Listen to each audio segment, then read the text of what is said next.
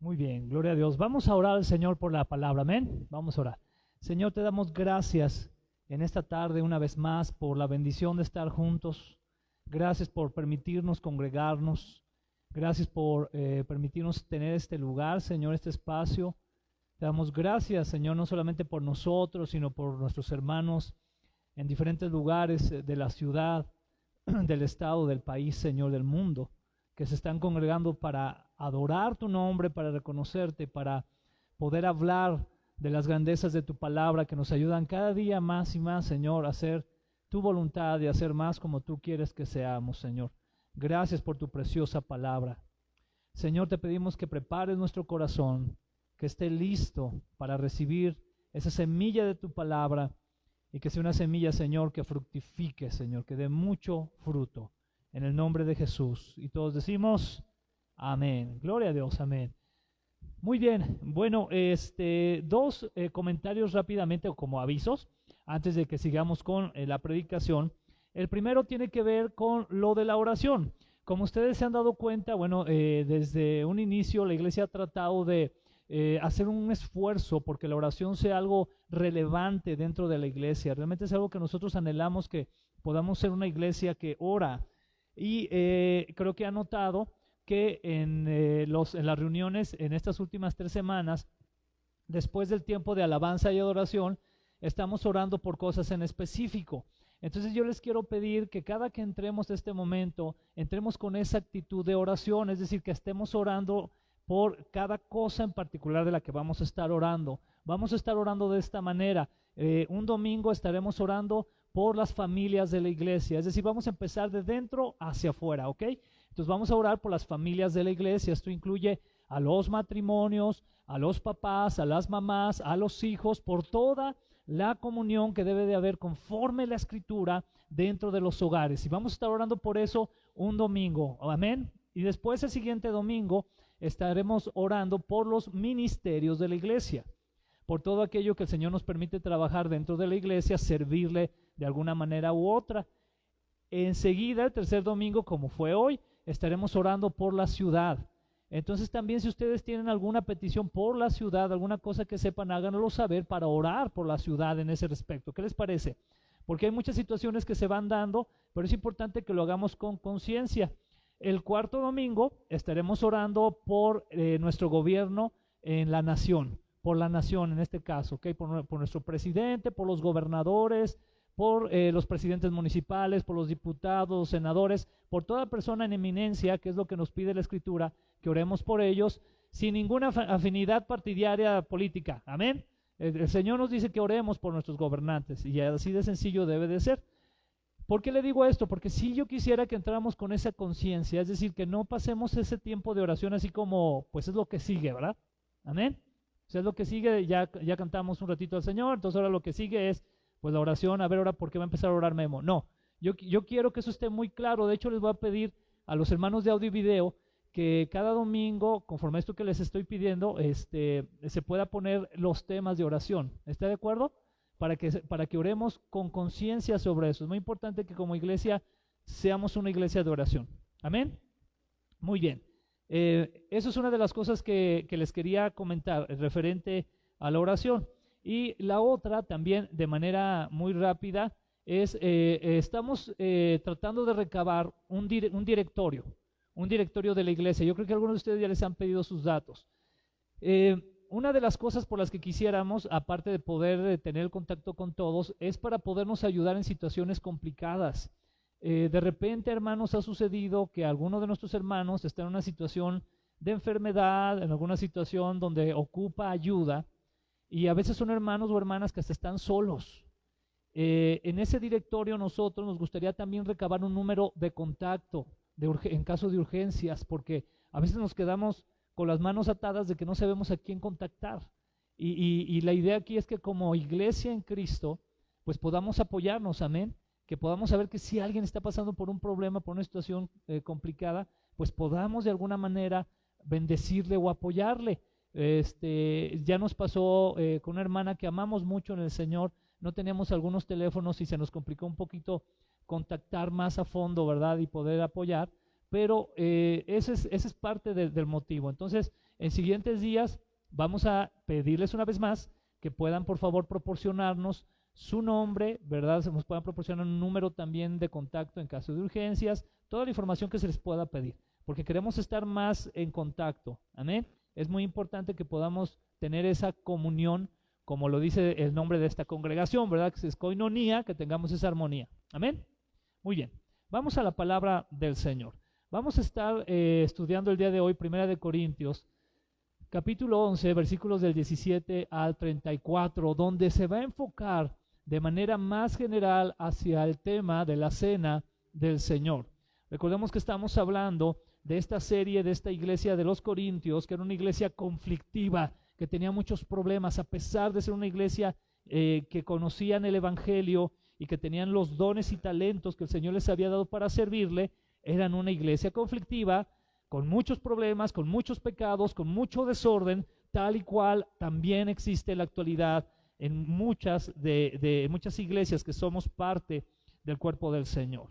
Muy bien, antes de iniciar me gustaría comentarles acerca de un relato que por ahí menciona el hermano R.C. Sproul, que mencionó en alguna ocasión sobre la cena del Señor.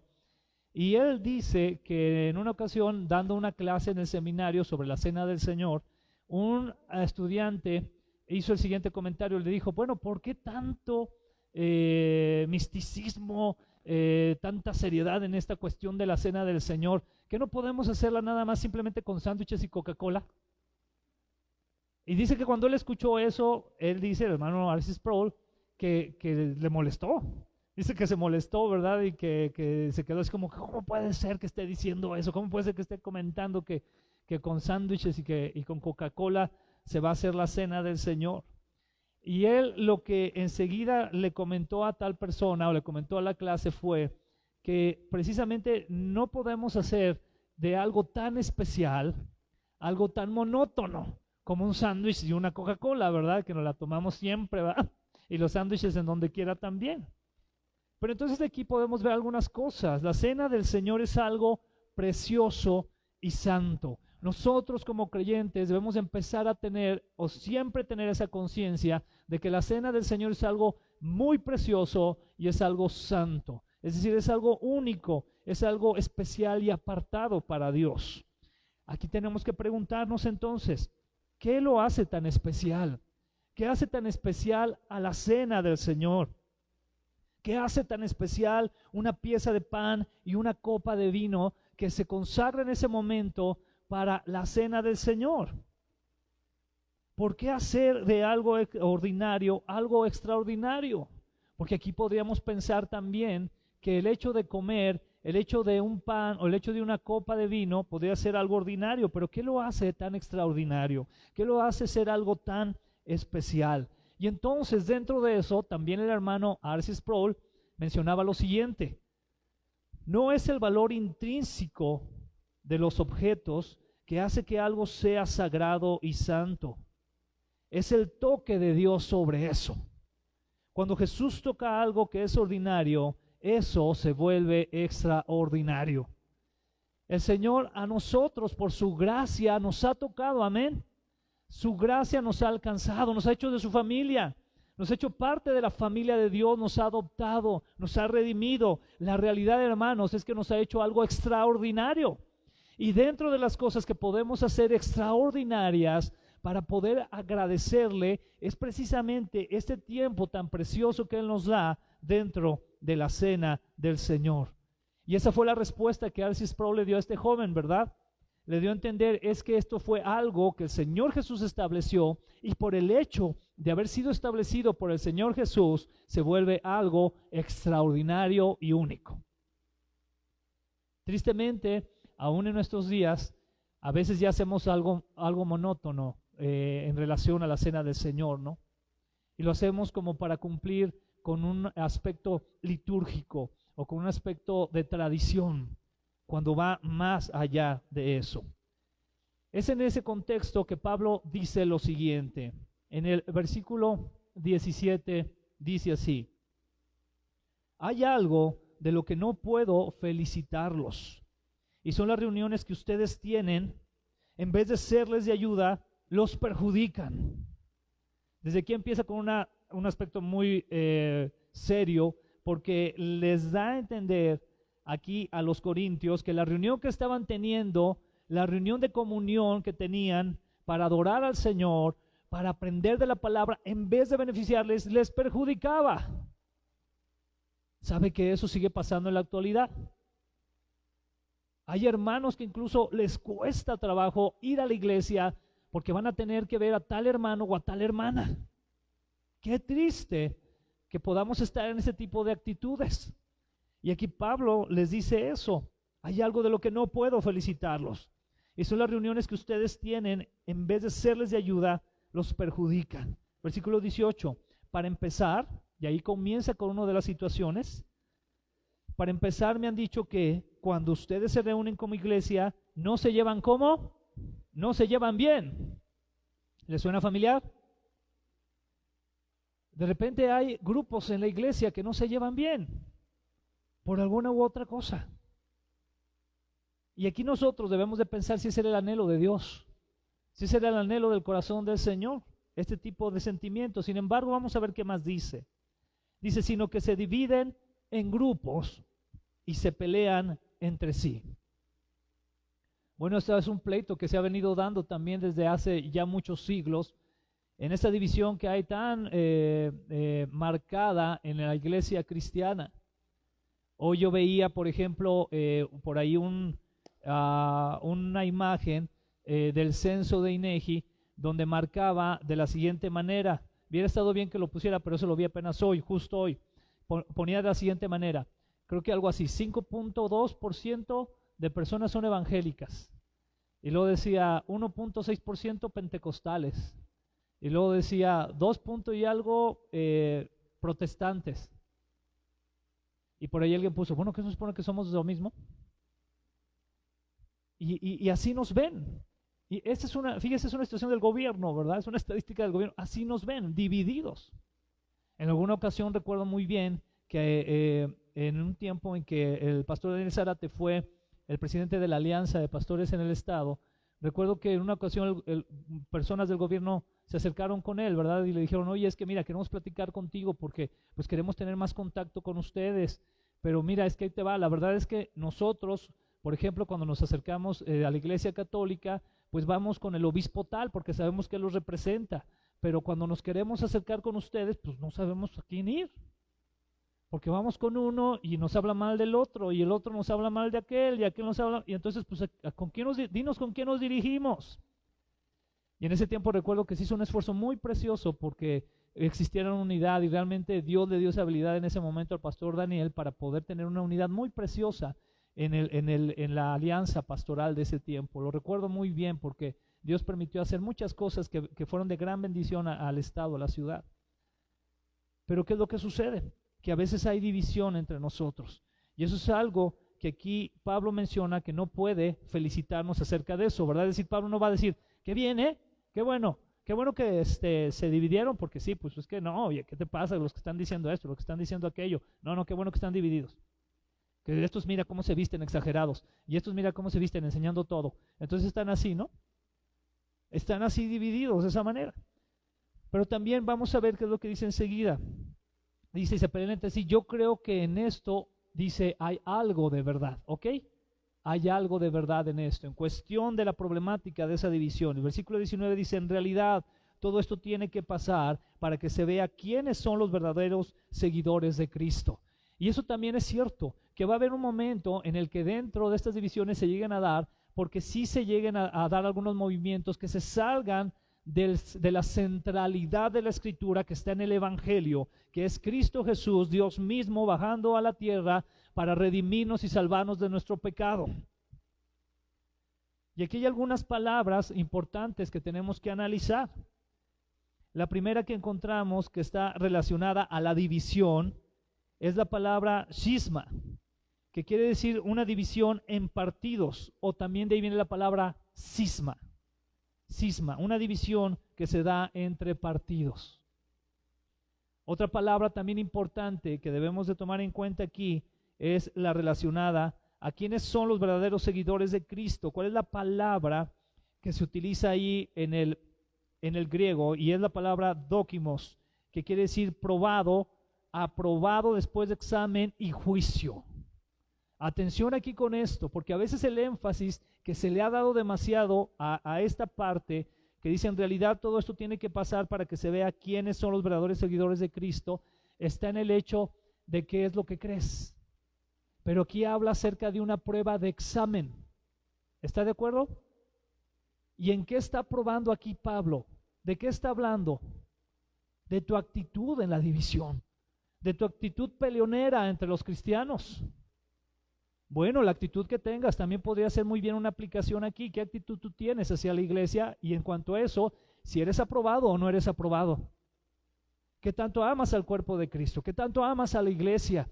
¿Qué tanto oras por ella? ¿Qué tanto realmente sirves al cuerpo de Cristo? ¿Qué tanto te preocupas por ser parte de esas herramientas que Dios está utilizando en sus manos para embellecer a su esposa? Y aquí tiene esa connotación con esta palabra dókimos, probado, aprobado después de examen y de juicio. Si Dios hiciera un juicio ante nosotros en relación a nuestra actitud como hermanos unos con los otros, ¿cómo nos iría? ¿Aprobaríamos o no aprobaríamos? Eso solamente el Espíritu Santo nos lo puede hacer ver. Pero ¿cómo nos iría? Y aquí hay algo importante entonces también por analizar. ¿Qué es lo que podemos encontrar aquí? Me encontré un artículo del hermano Jorge Fernández Vaso, él es responsable del servicio de comunicación y prensa de la Federación de Entidades Religiosas Evangélicas de España. Es decir, es una persona que trabaja precisamente en que las iglesias estén en unidad. Amén. Y él alcanza a discernir lo siguiente: un divisor no se aparta, sino que aparta a los demás, señalándoles, excluyéndoles o despreciándoles. Eso es ¿qué? Un divisor. ¿Qué más alcanza él a percibir? Dice, un divisor intentará robar el corazón de los descontentos y de los ingenuos. ¿Sabe que en las iglesias siempre va a haber descontentos?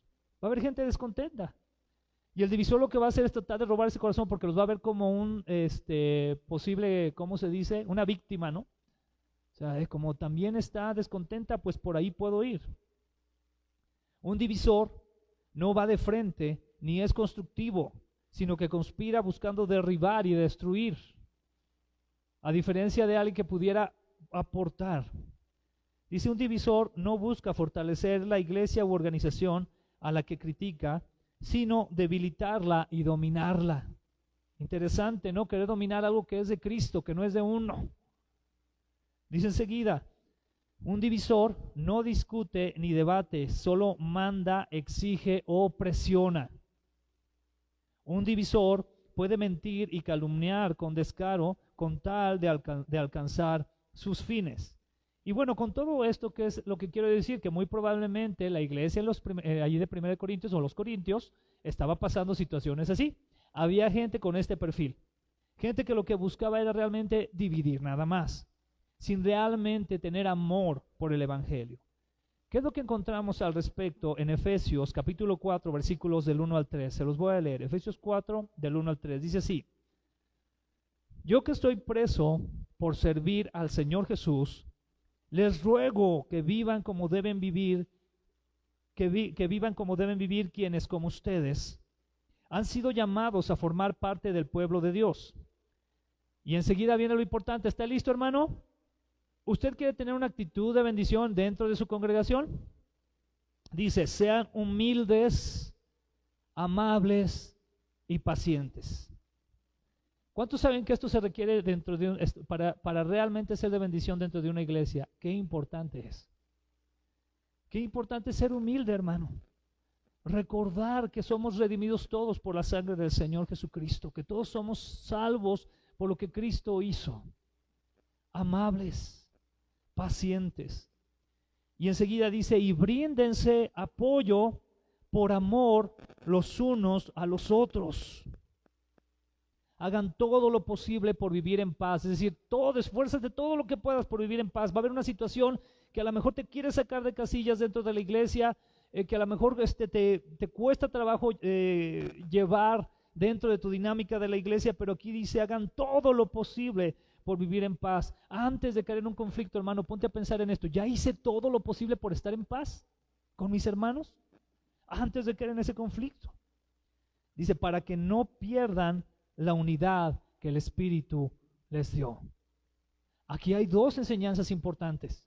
La primera es lo precioso que es la unidad del Espíritu de Dios. Y la segunda es, de manera implícita, esa unidad se puede perder. ¿Sí nos queda claro? Porque aquí Pablo está diciendo, vivan así para que no pierdan esa unidad. En otras palabras está diciendo, si no eres humilde, si no eres amable, si no eres paciente, si no brindas apoyo por amor a tus hermanos, te tengo una noticia, acabas de perder la unidad del Espíritu de Dios en ti. Y podemos decir, ay no, pero es que cuando yo vine a Cristo el Espíritu Santo me selló y ese ya ha sido sellado por la eternidad, por los siglos y los siglos, amén. Pues sí, pero si no eres paciente, si no eres humilde, si no eres amable, si no apoyas a tus hermanos en Cristo, no estás en el Espíritu de Dios en unidad. Y eso es lo que pasa mucho en la iglesia en la actualidad, hermano. Y es algo triste, es algo muy triste, hermano, porque eso no nos permite ser de bendición, esto no nos permite ser de testimonio a aquellos que necesitan del Evangelio. A veces decimos tanto, hay que predicar el Evangelio, hay que predicar el Evangelio. Bueno, hermano, empecemos por estar en paz en la casa. Empezamos por tener ese Espíritu de Dios de unidad en la casa. Todos los ministerios, todos los grupos. A veces hay grupos dentro de la iglesia, ministerialmente hablando, a los que les cuesta más trabajo llevarse bien, esa es la realidad. Pero es importante que todos y cada uno de nosotros busquemos tener ese vínculo de la bendición, de la unidad en el Espíritu de Dios.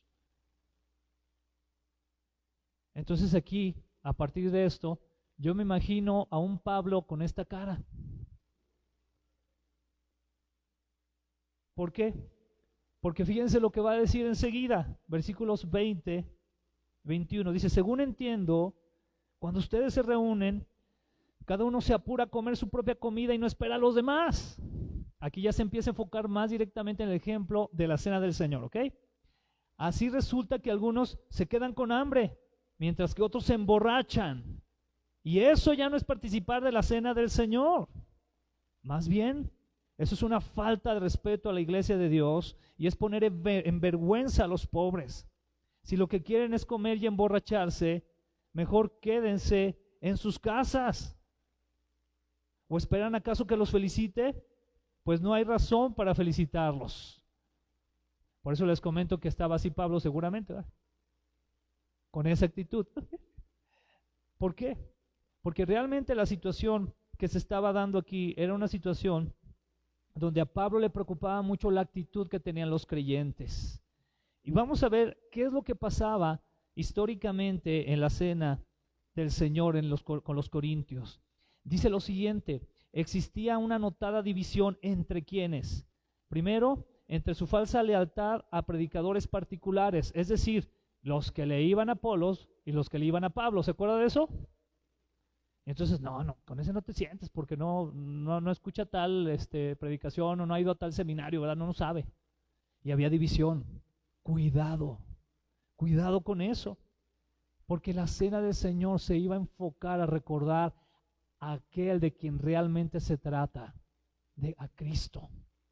Amén. ¿Qué más sucedía? Había división por estatus económico o social. Y eso nos lleva a lo siguiente, ricos comiendo en un lugar especial y pobres en otro. Regularmente se congregaban en casas y las casas eran grandes y tenían un patio y luego tenían un área especial para comer. Bueno, aquellos hermanos que no tenían tanto dinero, que comieran en el patio, y los hermanos que sí tenían más dinero, ahí ellos sí en su comedor con mesa de mármol. Ellos ahí sí podían estar. Y esto sucedía aquí. ¿Les suena familiar? Llega a suceder también. Y lo peor de todo es que se emborrachaban en la cena del Señor, en algo que había establecido el Señor en memoria de Él. Y aquí sucedía algo interesante. ¿Qué es lo que sucedía? Que las personas de mayor estatus social o económico, por decirlo de esa manera, llevaban alimentos pues mejorcitos, ¿verdad? ¿Y qué hacían? Pues ellos se los comían bien rápido. ¿Sabe por qué? Pues para no tener que dar a los demás. córrele, cómete lo que ahí viene. Así como cuando estabas en la escuela, ¿verdad? Llevas tu lonche y ya sabías que alguno ahí de los chavos te iba a pedir algo y no querías dar, ¿verdad? Entonces, ¿qué hacías? Pues te lo comías bien rápido. O la paleta, ¿verdad? Que antes de que te pidieran, la chupabas para que no te fueran a pedir. Algo así les pasaba a ellos. No querían compartir, qué triste. ¿Y qué sucedía? Que había hermanos realmente pobres, hermano amado. Había hermanos muy pobres que no tenían qué comer. Y llegaban, y dice ahí Pablo, se quedaban con hambre. Qué triste situación. Esto sucede de muchas formas dentro de la iglesia en la actualidad, y es algo que nosotros debemos de pedir al Señor, que nos dé la sabiduría para no permitir que esto suceda dentro de la iglesia. Y muy enfocado específicamente a la cena del Señor. Porque ¿qué era lo que pasaba entonces al hablar de esta actitud que vivían? Lo que sucedía era que querían hacer de la cena del Señor algo común y ordinario. Por eso Pablo les dice, bueno, si lo que quieren es emborracharse, pues emborráchense en su casa, ¿verdad? Donde tal vez ordinariamente se emborrachan. Pero aquí no vengan a hacer eso. Es lo que Pablo está diciendo, y lo dice de una manera, pues de entender que está molesto por esto. Porque realmente estaban haciendo de la cena del Señor algo ordinario y simple, algo sin valor. Y sobre todo sin ese amor que el Señor quería que se pudieran compartir unos con otros. ¿Qué es lo que veíamos ahí? En vez de haber esa bendición por parte de Dios, que había, existía envidia y egoísmo dentro de la cena. Qué triste, ¿no? Pensar de esa manera. Y por lo tanto desvirtuaban el significado de la cena del Señor. Entonces yo quiero que usted se dé cuenta de lo siguiente. Vemos a un Pablo, como puse en la imagen, pues así como consternado, ¿no? Así, ay, ¿qué voy a hacer? ¿No? Se desapa, es así. ¿Qué voy a hacer? Y entonces en ese amor tan precioso que tenía Pablo, viene lo siguiente. ¿Quiere ver qué es lo que viene? Pablo cambia de estar en ese momento así tan molesto, ¿verdad? Tiene que explicar entonces ahora minuciosamente el significado de la cena del Señor, y entonces agarra y hace esto. Como ese maestro con esos pequeñitos. Les decía a todos, a ver, ahí les va, ¿de qué se trata esto? ¿De qué se trata la cena del Señor? Y así como ese maestro, ¿verdad? Con todos los chiquitos. ¿A cuántos de aquí nos han tenido que explicar algo alguna vez así? ¿Verdad? A todos nosotros, yo creo. Mira, como que no entiendes, a ver, ven chiquito, siéntate, te voy a explicar. Mira, siéntate ahí, mira, voy a sacar mi franelógrafo con mis monitos, ¿verdad? Y todo para explicarte de qué se trata. Y entonces encontramos uno de los pasajes donde se explica con mucha claridad qué es la cena del Señor. Y que lo hemos usado como debe de ser, obviamente, con toda esa seriedad y santidad. Pero quiero que ahora usted lo vea desde la perspectiva donde Pablo viene de decirles, ustedes como que no entienden, ¿verdad? Entonces déjenme les explico. Desde ese punto, ¿ok? Y es entonces que vienen los siguientes versículos. Versículo 23 dice, lo que el Señor Jesucristo me enseñó, dice Pablo, es lo mismo que yo les he enseñado a ustedes. Desde ahí va ahí con el ABC, amén. Él está diciendo, miren, esto que les estoy enseñando fue lo que el Señor Jesús me enseñó a mí. Y entonces continúa. La noche en que el Señor Jesús fue traicionado, y entonces ahí Pablo empieza a dar una narración histórica, ¿verdad? Para que les quede más claro a los corintios y a todos nosotros también de paso, amén. Entonces comienza a dar esta narración, dice, la noche en que el Señor Jesús fue traicionado, entonces todos empezaron a recordar como las historias de las fogatas, la noche en que traicionaron a Jesús, tomó en sus manos pan, y ustedes se pueden imaginar a Jesús tomando pan en sus manos, amén, en una cena que era parte de las festividades judías de su tiempo. Entonces tomó en sus manos pan, y nos imaginamos a Jesús tomando pan. Versículo 24, dio gracias a Dios, es decir, oró al Señor, le dio gracias, ¿verdad? Dijo, gracias Dios por este pan, amén. Y enseguida dice, lo partió en pedazos y dijo, esto es mi cuerpo que es entregado en favor de ustedes. Jesús les estaba diciendo a sus discípulos, voy a ser entregado por ustedes, voy a ser partido por ustedes, los voy a redimir. Y quiero que me recuerden así. Hay una técnica ahora en estos días que se habla mucho de la educación, que es la técnica de la mnemotecnia, si no me equivoco, y que tiene que ver con la memorización, es decir, algo que tú quieras memorizar, compararlo en una imagen con otra cosa, y de esa manera se te queda más fácil en tu mente. Entonces, ¿sabes qué estaba haciendo el Señor Jesús? Comparándose con ese pan. Y entonces estaba diciendo, así como estoy partiendo este pan, así voy a ser partido, y este pan es mi cuerpo, que dice ahí, dice así, lo partió en pedazos y dijo, este es mi cuerpo que es entregado a favor de ustedes. Cuando coman de este pan, y enseguida les explica el Señor Jesús, cuando coman de este pan, a través de Pablo obviamente, cuando coman de este pan, acuérdense de mí. Nos debe de quedar más que claro, ¿verdad? En la cena del Señor, que recordamos que el cuerpo del Señor Jesús, ahora déjame decirte algo, porque esto más allá de la comparación que hace el Señor Jesús, Él se está enfocando a lo literal. El cuerpo que fue maltratado, golpeado, lacerado, latigado de esa manera del Señor Jesucristo, fue entregado por nosotros. El sufrimiento que Él tuvo en su cuerpo no fue un sufrimiento de fantasía. Él sufrió muchísimo por nosotros. Su cuerpo fue entregado por nosotros. Y eso nos hace recordar también lo que dice el Evangelio en Juan 6:35, donde el Señor Jesucristo les dice, yo soy el pan que da vida. El que confía en mí nunca más volverá a tener hambre. El que cree en mí nunca más volverá a tener sed.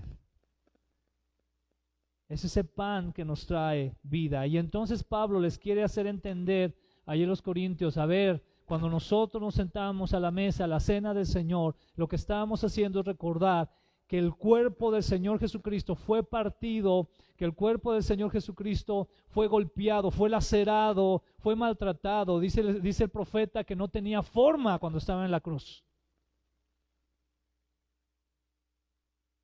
Algunos de ustedes han visto la película de la Pasión de Cristo, ¿verdad que sí? Bueno, yo recuerdo que en el cine, cuando lo fuimos a ver, había gente que cerraba los ojos. Es decir, podía ver películas de tiburones comiéndose gente, pero no podía ver al Señor Jesucristo siendo clavado en la cruz, siendo latigado con una corona de espinas en su frente, golpeado. Era demasiado. Por algo es demasiado. Qué impactante eso. ¿Pero qué cree? Que si Pablo hubiera tenido esa película en ese tiempo, se las hubiera puesto a los corintios como 10 veces. Y les hubiera dicho, véanla bien, quiero que la vean bien, porque esto es lo que estamos recordando, esto. Y es lo que a veces se nos olvida de manera tan fácil.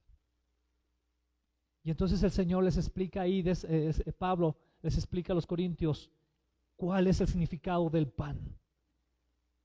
Y enseguida en el versículo 25 dice lo siguiente: después de cenar, porque atención, es decir, cenaron, ¿se da cuenta? Cenaron. Realmente no es tanto así como el protocolo que a veces seguimos, ¿verdad? Que lo hacemos nosotros de manera inmediata. Ellos, ¿qué dice? Cenaron. Amén. Cenaron. Dice, después de cenar, Jesús tomó en sus manos la copa y dijo, esta copa de vino es mi sangre. Con ella, Dios hace un nuevo compromiso con ustedes, un nuevo pacto. Amén. Por eso tenemos los libros del Antiguo Pacto, que es el Antiguo Testamento, y los libros del Nuevo Pacto, que es el Nuevo Testamento, un nuevo compromiso. Y dice aquí la Escritura, esta copa de vino es mi sangre. Con ella Dios hace un nuevo compromiso con ustedes. Cada vez que beban de esta copa, acuérdense de mí. Y sabemos que el Señor Jesucristo es ese cordero inmolado, ese sacrificio perfecto por nosotros. Es ese nuevo pacto que tenemos. La sangre de Jesús, es la sangre de Jesús que nos reconcilia con Dios, que nos redime, que nos purifica, que nos limpia, nos aparta porque nos santifica. ¿Y sabe qué hace también? Nos restaura. Día a día somos transformados, somos restaurados por ese sacrificio del Señor Jesús. ¿Cuántos le dan gloria al Señor? Porque ese sacrificio, ese cuerpo que entregó, esa sangre que derramó, nos ha reconciliado, nos ha redimido, nos ha purificado, nos limpia, nos santifica y nos restaura. Estábamos rotos y el Señor vino y nos restauró. Nos ha restaurado. De esta manera nos debe de quedar claro que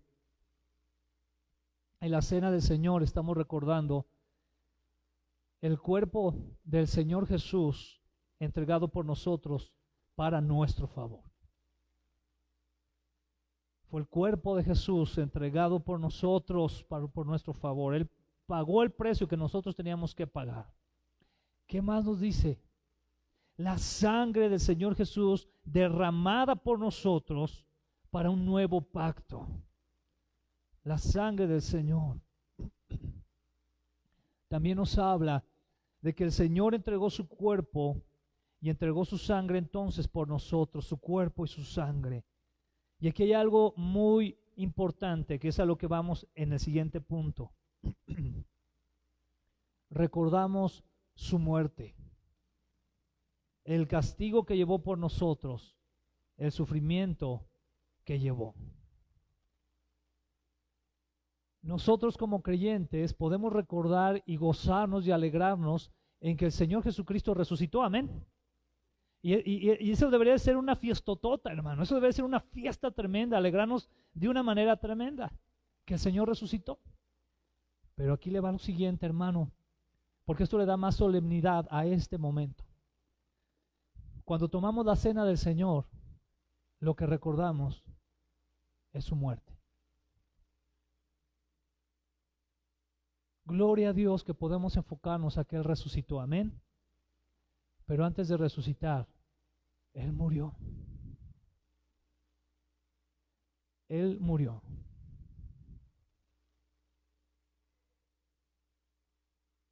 ¿Tú has dado tu vida por alguien?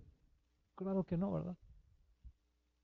A veces lo podemos decir de manera simbólica, ¿verdad? Cuando los papás se entregan por los hijos o los hijos por los padres, pero literalmente no lo hemos hecho. Y aquí el Señor Jesucristo nos recuerda que Él murió por nosotros. ¿Sabes qué intensidad y profundidad le da el pensar esto a este momento? Yo quiero que recuerdes, hermano, a alguien que tú has amado mucho y que murió. ¿Cómo te sentiste?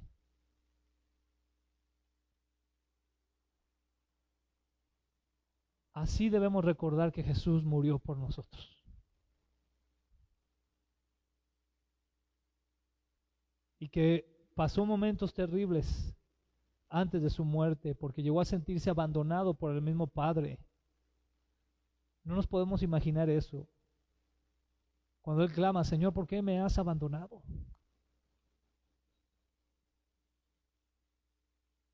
Y nos dice muy claramente la Escritura que el Señor entregó su Espíritu.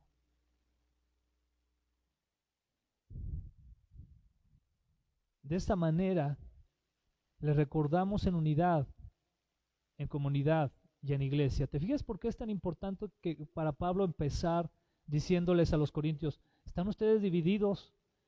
Están tan divididos que parece que no se han dado cuenta de lo que Jesús hizo por ustedes. Es lo que les está diciendo.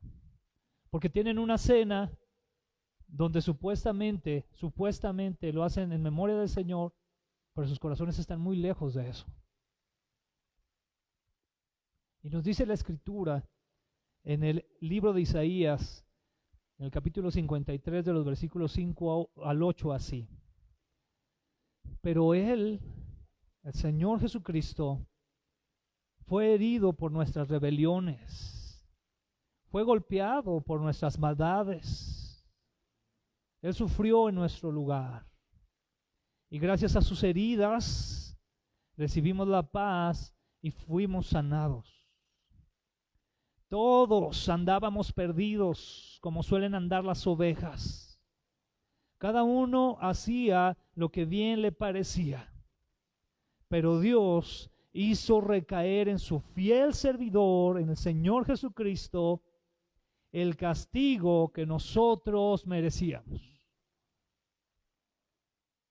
Cuando tú y yo recordamos la muerte del Señor, sería bueno también recordar que tú merecías esa corona, que nosotros merecíamos esa corona, que nosotros merecíamos esos golpes, que nosotros merecíamos esos látigos, esos latigazos que recibió en su espalda el Señor Jesús, donde laceraron su espalda, que nosotros merecíamos esos clavos en nuestras manos y en nuestros pies, y que nosotros en verdad lo merecíamos, en verdad. Pero dice la Escritura que Dios hizo recaer en el Señor Jesucristo, nuestro Señor y Salvador, el castigo que nosotros merecíamos. Y dice enseguida el versículo 7, fue maltratado y humillado, pero nunca se quejó. Se quedó completamente callado, como las ovejas cuando les cortan la lana, y como cordero llevado al matadero, ni siquiera abrió su boca.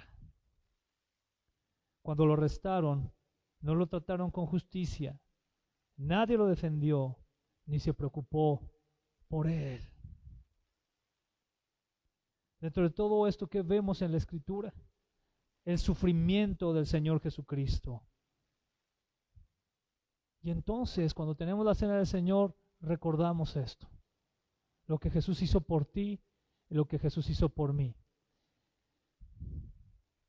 Creo que para comprender de una manera más clara el Evangelio, es importante con profundidad entender y recordar esto.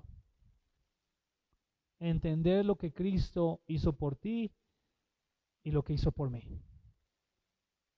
Y de esa forma vivir agradecidos. En el versículo 26 de 1 Corintios 11 dice,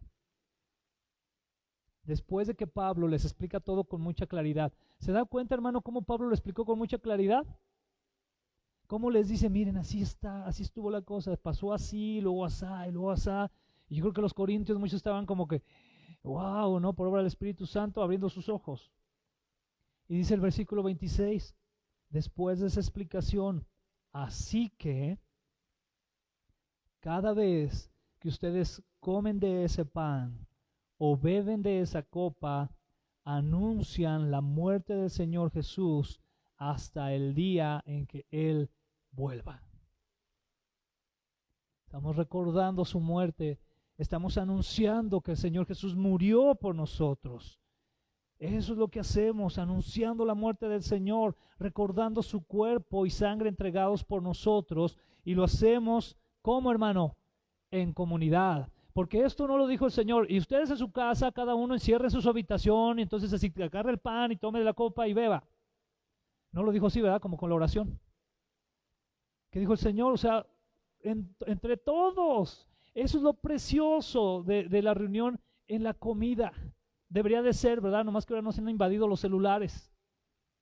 Cuando tú puedes tener esa comunión con aquellos que amas, cuando tú puedes tener esa comunicación con tu familia, es algo precioso. Asimismo, en el cuerpo de Cristo debe de haber esa comunidad, esa coinonía, donde todos, como una iglesia que hemos sido comprados por el Señor, recordemos en un hecho santo, apartado para Él, la muerte del Señor Jesús.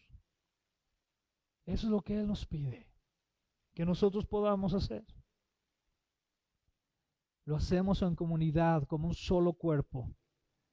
Lo hacemos o lo debemos de hacer de manera consciente y sin desestimar a nadie. De aquí Pablo pasa y hace una advertencia muy importante, de los versículos 27 al 30.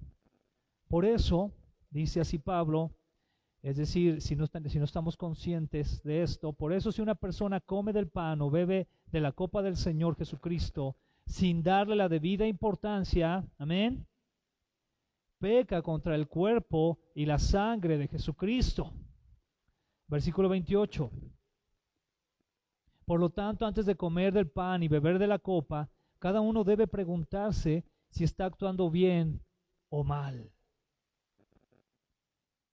En el versículo 27 vemos cómo de manera clara dice que si hacemos esto sin darle la debida importancia, peca contra el cuerpo y la sangre de Jesucristo. ¿Por qué es? Porque no le estás dando el peso que debe de tener el recordar el sacrificio de Jesús al entregar su cuerpo y el sacrificio de Jesús al derramar su sangre. Y nos lo pasamos de una manera muy ligera. Eso es lo que está diciendo Pablo aquí. Y entonces por eso el 28 nos dice que antes de que comamos el pan y bebamos la copa, debemos de preguntarnos si estamos actuando bien o mal. Una vez más yo quiero recordarte, hermano, el contexto del que viene aquí Pablo. ¿Recuerdas que Pablo está hablando de división? Una vez más está Pablo de alguna manera implícita también dando a entender, a ver, o sea, realmente ustedes se dan cuenta que todos han sido comprados por la misma sangre, que todos han sido comprados por el mismo cuerpo de Cristo, que Cristo no vino a pagar nada más por ricos, que Cristo no vino a pagar nada más por pobres, que Cristo no vino a pagar nada más por sabios y elocuentes, que Cristo no vino a pagar nada más por personas no entendidas. La Escritura nos dice muy claramente que todo aquel que crea en Él. Pero entonces aquí había un espíritu de división. Y a veces no entendemos esa parte. Versículo 29 dice, porque Dios va a castigar al que coma del pan y beba de la copa sin darse cuenta de que se trata del cuerpo de Cristo. Por eso, algunos de ustedes están débiles o enfermos y otros ya han muerto. Y aquí los grandes teólogos le han dado dos explicaciones a este versículo en relación de por eso algunos de ustedes están débiles o enfermos y otros ya han muerto. Y las dos explicaciones son que una es en manera literal, creyentes que enfermaban, creyentes que se debilitaban físicamente o que morían por causa de no entender realmente el sacrificio de Jesús. Muy interesante.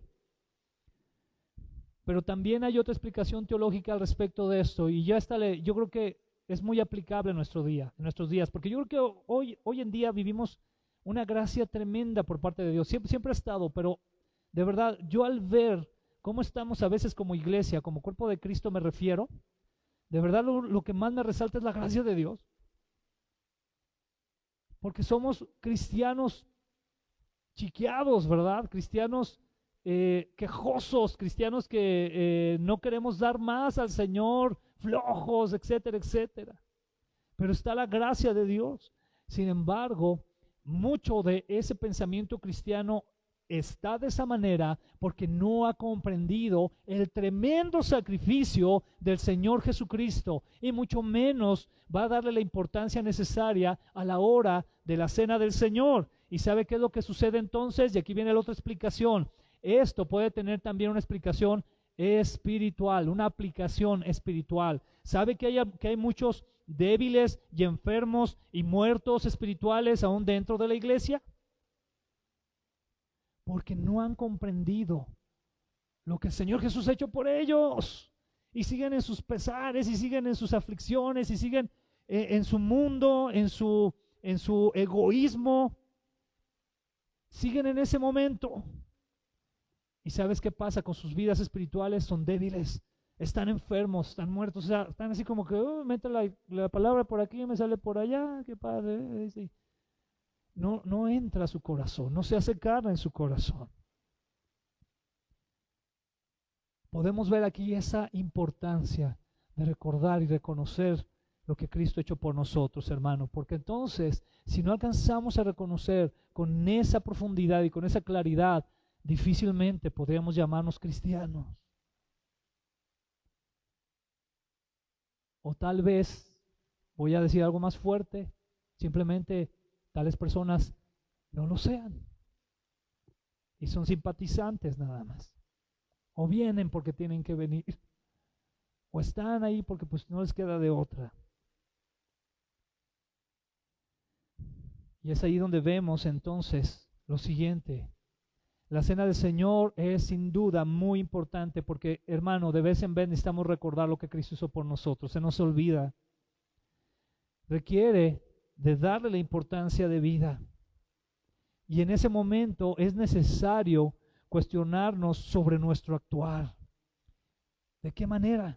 Por ejemplo, podría ser preguntándonos, ¿estoy consciente de lo que significa la cena del Señor? ¿Le estoy dando la debida importancia? ¿Con qué actitud estoy tomando la cena del Señor? ¿Cuál es mi motivación e intención al tomar la cena del Señor? Porque si no, por eso algunos están debilitados o duermen, muertos espiritual y físicamente. Vamos a continuar. Aquí hay una pregunta también importante que debemos de hacernos, y es la siguiente: ¿cuál es mi conducta con mis hermanos redimidos por el sacrificio del Señor Jesús? Porque estamos recordando el sacrificio de Jesús. Y dice el versículo 31 y 32 al 33, dice: el Señor Jesucristo se fija en nuestra conducta. Él nos corrige para que aprendamos y para que así no tengamos que ser castigados junto con la gente de este mundo que no cree en Él. Si pensamos bien lo que hacemos, no seremos castigados. Por eso, hermanos míos, dice así: cuando se junten para comer, esperen a que todos estén reunidos. Qué precioso esto, ¿no? Y una vez más Pablo va a ese punto donde veía a unos comiendo bien rápido, comiendo en un lugar más especial de la casa que en otro, a otros quedándose con hambre, a otros cayéndose, tirándose borrachos. Y aquí, ¿qué dice Pablo? Dice: entonces por eso esperen a que todos formen parte de esto. Porque de manera también implícita, Pablo estaba buscando que hubiese unidad entre ellos, que fueran compartidos, que buscaran por el bienestar del otro. Todo esto lo estaba viendo Pablo, obviamente inspirado por el Espíritu Santo. Y dice el versículo 34, que es el último: si alguno tiene hambre, ¿qué dice? Es mejor que coma en su casa. Es decir, esta cena no es para que tú se te quite el hambre. Por eso mejor come en tu casa. Dice: así Dios no tendrá que castigarlos por su comportamiento en las reuniones. Y ya enseguida dice Pablo: en cuanto a las otras preguntas que me hicieron, ya les daré instrucciones cuando vaya a visitarlos. Deja otras preguntas ahí al margen que él pretendía responderlas en otro momento. Pero lo importante es lo que dice al inicio, versículo 34. Si alguno tiene hambre, es mejor que coma en su casa. En otras palabras, si tú estás tomando la cena del Señor de manera inconsciente, si tú estás tomando la cena del Señor con otras motivaciones, porque a veces, hermano, hasta solemos decir: bueno, voy a tomarla para que no piensen en la iglesia que ando mal, ¿verdad? Y cosas así, ¿no? O sea, hay que cuidar muy bien todo eso. O voy a tomarla para que se den cuenta todos que ya estoy bautizado, porque a veces hay en algunos lugares requisitos, ¿verdad? Ciertos requisitos. La Escritura deja muy en claro requisitos bases. ¿Cuál sería, conforme a lo que acabamos de leer? Estar consciente de lo que hizo Jesús por ti, porque al momento de tomar esa cena, estás recordando lo que hizo por ti. Estar consciente de eso. Eso es muy importante que lo podamos tener presente. De esta manera, hermanos, y habiendo ahorita, con la gracia del Señor, analizado un poco más el contexto de la cena del Señor, vamos a aprovechar para tomar la cena del Señor. ¿Qué le parece? Amén. Vamos a aprovechar y con esa conciencia vamos a disponer nuestros corazones. Recordar lo que Jesús hizo por nosotros. Recordar que Jesús murió por nosotros. Cierra sus ojos ahí en su lugar. Señor, muchas gracias, Padre. Te damos, nos acercamos a ti, Señor. Nos acercamos, Señor, conscientes de que nuestro Señor Jesucristo, a través de su muerte en la cruz, hizo un camino para nosotros, preparó un camino para el Padre. Nos redimió, nos santificó, nos ha restaurado, nos ha traído de muerte a vida. Señor Dios, nos acercamos a ti para agradecerte que tú enviaras a tu Hijo Jesucristo a morir por nosotros en la cruz del Calvario. Gracias, Señor, porque tu Hijo amado, sin tener pecado alguno, fue obediente hasta la muerte, y la peor de todas las muertes, la muerte de cruz. Y fue herido por nuestros pecados, fue golpeado por nosotros, fue lacerado por nosotros. Ese sufrimiento físico y espiritual que llevó por nosotros para redimirnos es lo que hoy recordamos con gratitud, porque era lo que teníamos que haber pagado nosotros, eso lo teníamos que haber pasado nosotros. Nosotros sí lo merecíamos,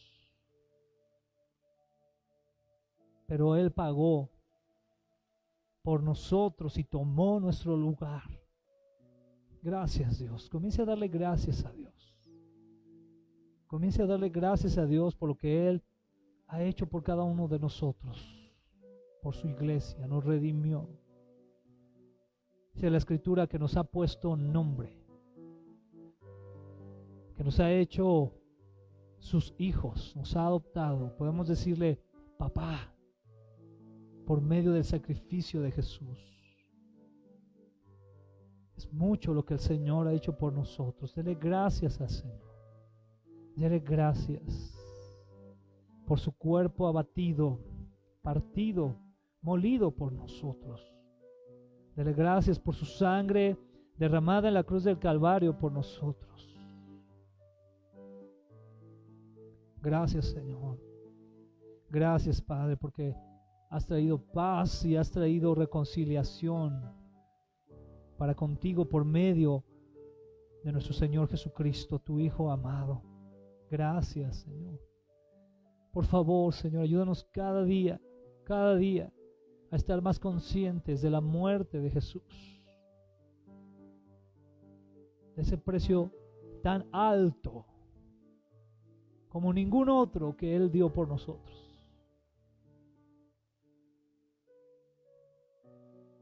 Que no se aferró,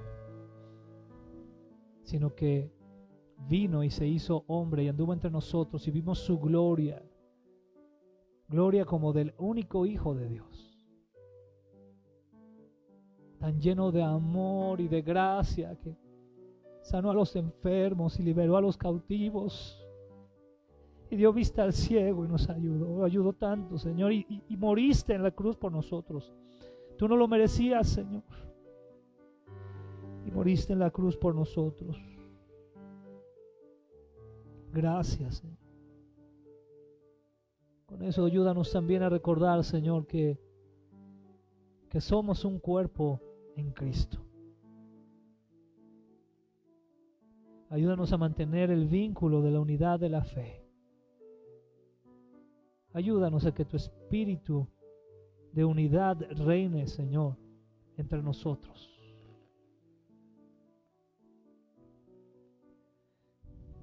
Porque tú nos veniste a traer paz, Señor Jesús, entre nosotros y el Padre. Gracias, gracias, Señor. Gracias, Señor. De manera muy reverente vamos a pasar y vamos a tomar los elementos. Vamos a tomar la copa. En la parte inferior aquí hay copas en el lado de la barra, y en la parte superior hay una mesita también con copas y pan. Yo le pido y le invito a todos aquellos que sientan en su corazón hacerlo, pasen y tomen la copa y tomen una pieza de pan para que recordemos la muerte del Señor Jesucristo por nosotros.